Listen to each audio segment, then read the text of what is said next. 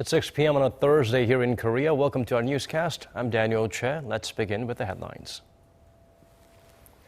North Korea fires missiles again, then announces it will nullify all past agreements with Seoul and liquidate all South Korean assets left behind in the now shuttered joint industrial park in Kaesong.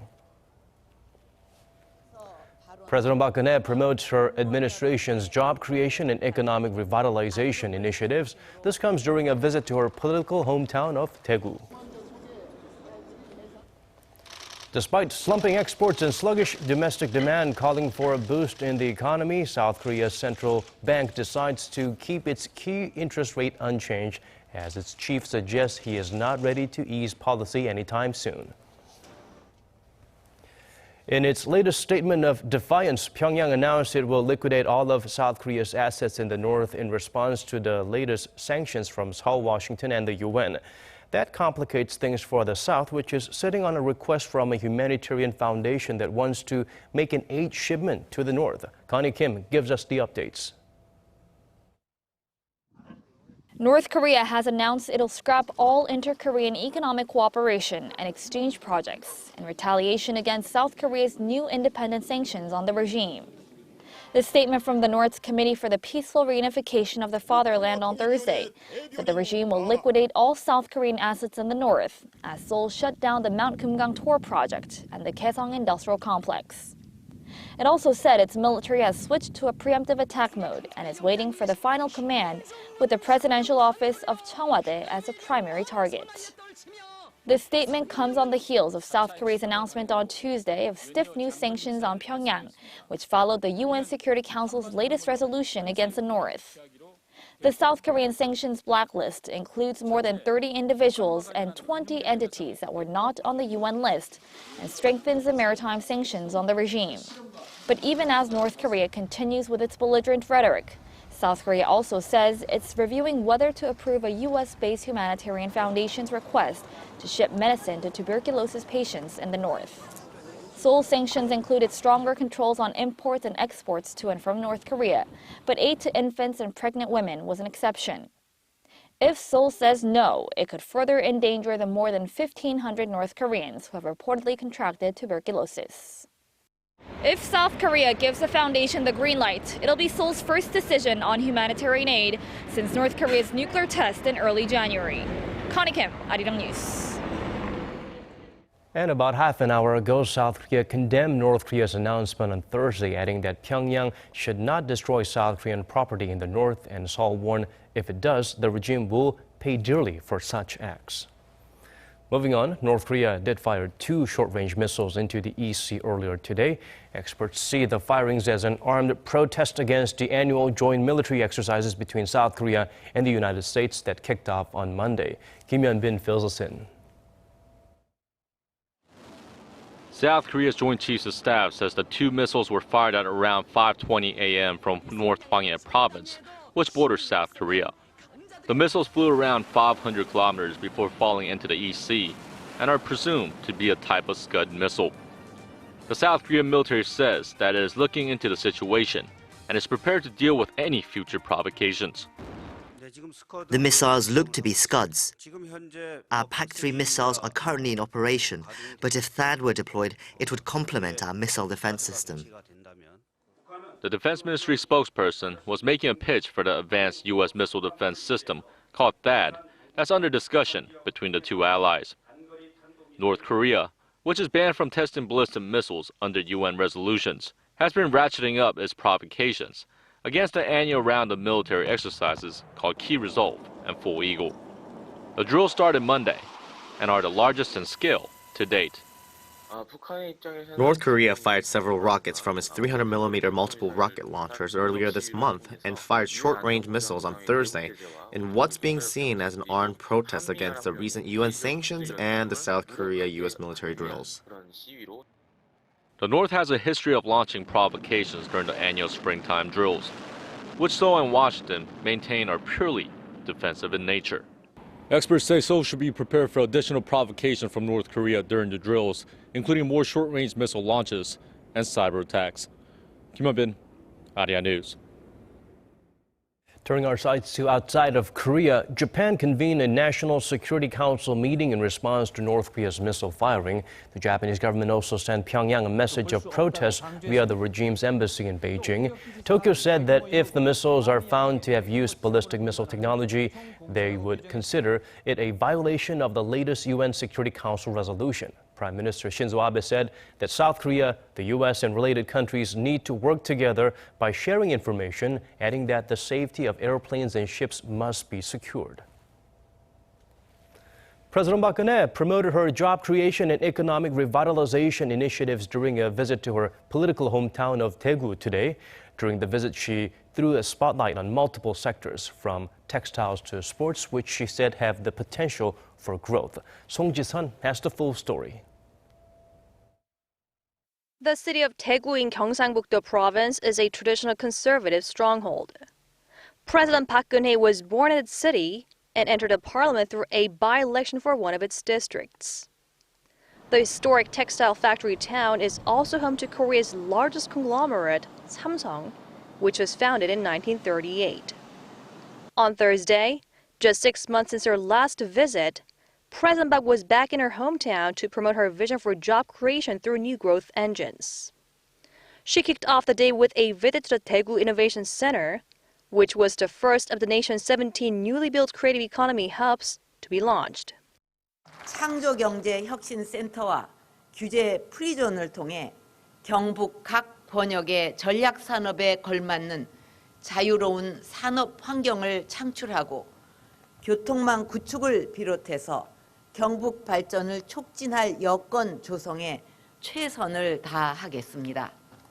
Next, she dropped by the International Textile Fair, where she said traditional textile manufacturers have the potential to become models of the creative economy through modernization in collaboration with the ICT sector. The president also attended a forum aimed at promoting the sports sector, held in the city that hosted the 2011 World Athletics Championships and the Summer Universiade in 2003. At the event, the first of its kind, President Park vowed to relax regulations on the sector, which has a market size that's twice as big as the tourism industry. She also pledged to turn sports into a culture and an industry for all, not just elite athletes, which is the case in Korea. The president wrapped up her visit by attending the opening ceremony for Gyeongsang-buk-do's new provincial office building, where she called for balanced regional growth and new growth engines for the future. Song Ji-sun, Arirang News. South Korea's prime minister has called on lawmakers to pass a pending cyberterrorism bill to protect citizens. Speaking at a national policy convention this morning, Hwang Kyo-won said the way to prevent chaos in the face of a cyber attack is to embrace the Cyberterrorism Act. He added North Korea is likely to conduct additional cyber attacks based on the recent discovery by the National Intelligence Service that the regime tried to hack into smartphones of South Korean officials. Lawmakers from the country's two main political parties are at odds over the bill, with the ruling party siding with the government and the opposition claiming the bill will give the intelligence agency too much surveillance power. And on the last day of the current parliamentary session, lawmakers are still at loggerheads over a series of contentious bills. The start of the next session on Friday may provide a new opportunity for compromise, but with preparations for an upcoming general elections already underway, the standstill is at the risk of being upstaged. Kim Young-gil tells us more. The ruling Saenuri Party on Thursday said it is determined to see several key bills passed during the next parliamentary session that starts on Friday, and at least before a general election in April. There are roughly 30 days until the election, but we must not give up our goal of passing these livelihood bills. For the sake of the people, the opposition party should cooperate in passing these key bills during the March extraordinary session. The ruling party wants to see the passage of 4 labor reform bills, a service sector promotion bill, and a cyberterrorism bill before the 19th National Assembly ends in May. It says the labor reform and service sector bills will boost job creation and revitalize the economy, while the cyberterrorism bill will help prevent cyber attacks from abroad. But the main opposition Minju Party of Korea, under pressure from both the ruling party and the presidential office to rubber stamp the bills, called on both to stop. It's just redundant for this Henry party to keep pressuring us to pass the bills that President Park Geun-hye once passed. She creates a mood of crisis, the National Intelligence Service sides with her, and then she urges the Assembly to pass the bills.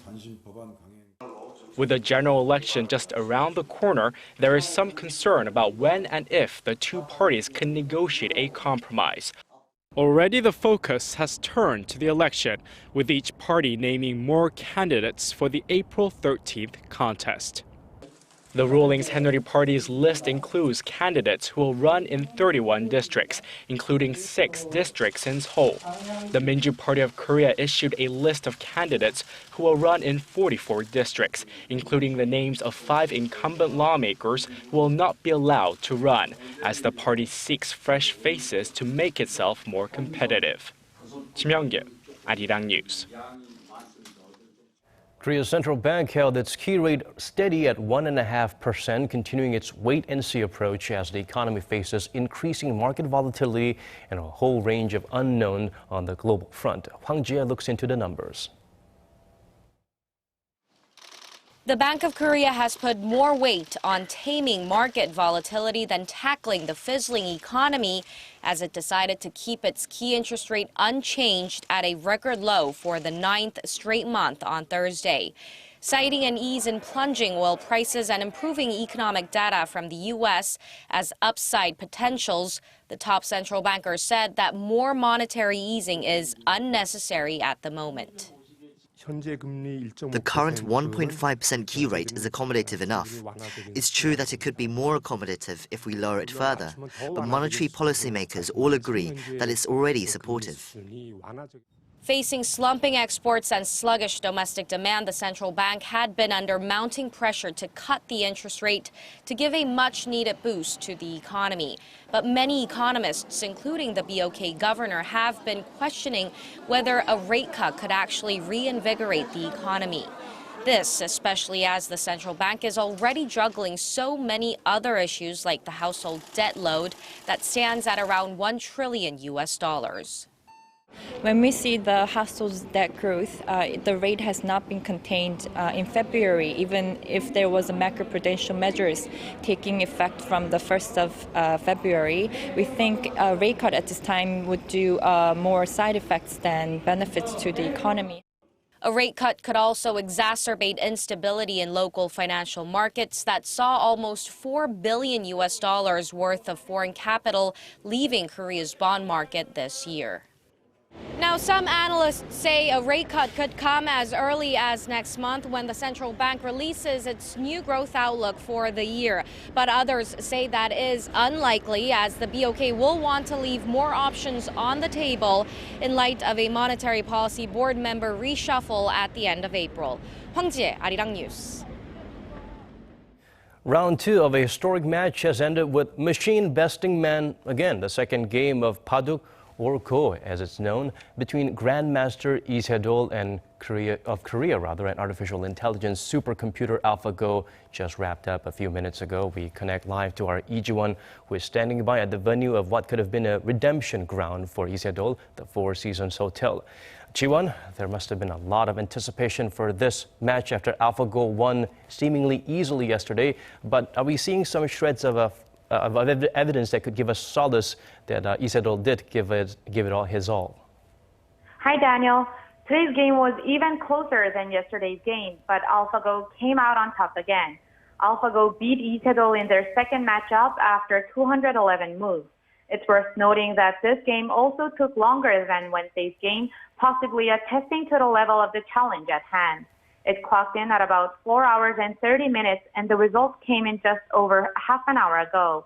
During the game, AlphaGo continued to make some very original moves that professional Paduk players would not normally make. Its creative moves were especially evident in the beginning, and its 13th move was one that no one had ever seen before, making Lee Se-dol leave his seat for about 5 long minutes. There were no critical mistakes from Lee Se-dol in today's match, and he gave himself time to make the best decisions, but AlphaGo controlled the game from beginning till the end. Well, it looks like we finally have a machine that can do the job of one extraordinary person. Well, what were AlphaGo's strengths in today's game, Ji-won? AlphaGo silently but surely followed Lee Se-dol's every move. It seemed like Lee was in the lead and professional paddock players thought he was winning. But in reality, the machine was in control and it must never have thought it was losing. AlphaGo was not shaken by much of what Lee Sedol did and continued to play aggressively and creatively. This shows what Dennis Hassabis, the AlphaGo developer, said, that AlphaGo is a machine and cannot be intimidated by Lee. Well, that's all I have for now. I'm Lee Ji-won reporting live from the Four Seasons Hotel on the historic tournament between Lee Se-dol and AlphaGo. Back to you, Daniel. Well, thank you for that, Ji-won. Well, the wait is over for some tech fans. Samsung Electronics' latest smartphones of its flagship Galaxy S series will hit the domestic shelves on Friday. The price tag of the 32GB Galaxy S7 sits at roughly $690, slightly lower than the previous Galaxy S6 model. Meanwhile, the Galaxy S7 Edge is priced at $770. Samsung says they focused on adding as many vital features as possible and was confident that sales of the latest models would surpass that of its predecessor. Market watchers estimate shipments of the S6 stood at around 38 million units for last year. Sales also begin in some 50 other countries, including the US and the UK, on Friday.